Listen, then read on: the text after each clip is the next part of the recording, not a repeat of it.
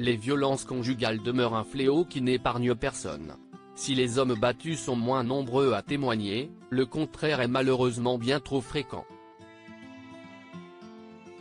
Pourtant connue pour son caractère bien trempé et ne pas avoir sa langue dans sa poche, Ghislaine Areibiane n'y a pas échappé. Du jour au lendemain, son compagnon s'en est violemment pris à elle, alors qu'elle rentrait de sa journée de travail. Une nuit d'horreur qu'elle s'est remémorée ce vendredi 6 octobre, sur le plateau de l'émission Chez Jordan. La chef doublement étoilée a raconté comment sa vie avait basculé en janvier 2014.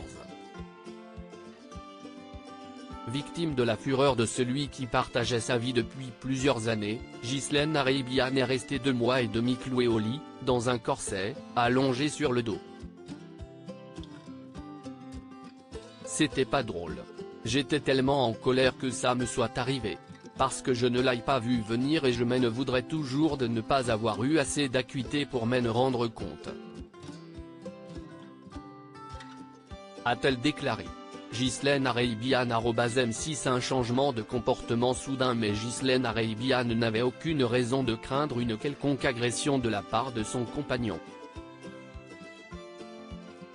Car en 16 ans de vie commune, elle n'avait eu jusqu'alors jamais eu droit à une parole ou à un geste violent, il n'avait jamais levé la main sur moi, et nous nous aimions profondément, a-t-elle affirmé, précisant qu'ils se connaissaient depuis 25 ans, ce qui prouve que personne n'est à l'abri car, ce soir-là, à la maison, je n'ai rien vu venir. Elle a d'ailleurs précisé que le soir de l'incident, il n'y avait même pas eu d'engueulade, je suis rentré et il y avait devant moi ce monsieur très énervé qui m'attendait à l'appartement. Ça faisait 16 ans qu'on vivait ensemble et là, il a éclaté, a-t-elle raconté. Et de poursuivre, je ne sais pas pourquoi et je ne saurai jamais pourquoi. Il était 1h du matin, je rentrais du resto, c'était assez violent.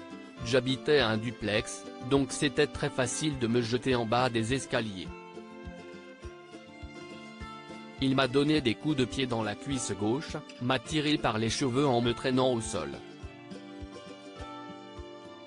Tentant de lui échapper en dévalant les marches, il l'aurait ensuite projeté contre la porte blindée de l'entrée, j'ai entendu un craque quand mon dos a percuté la serrure, s'est souvenu l'ancienne membre du jury de Top Chef. Paniqué par les conséquences de son geste, l'ex de Ghislaine Areibiane a ensuite téléphoné au chef Thierry Cambier, qui vivait dans leur résidence, l'informant qu'il venait de faire une connerie.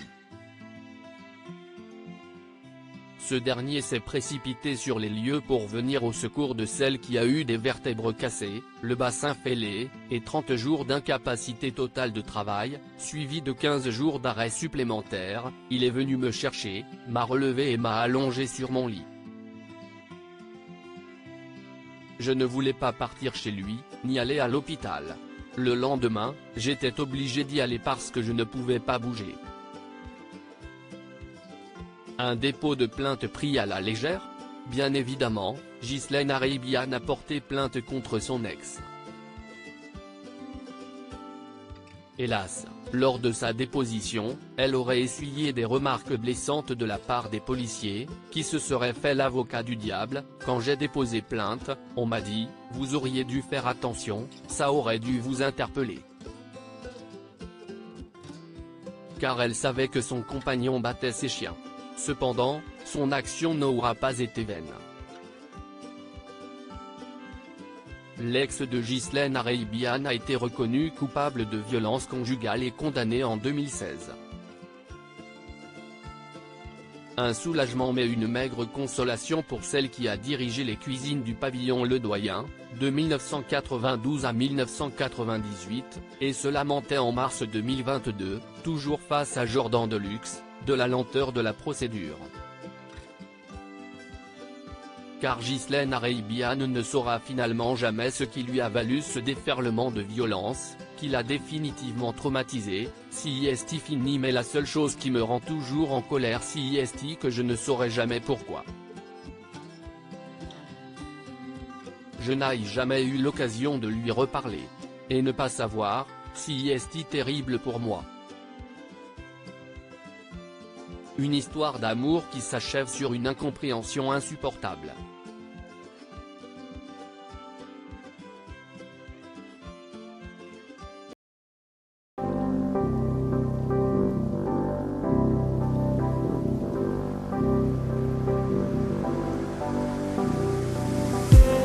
I just need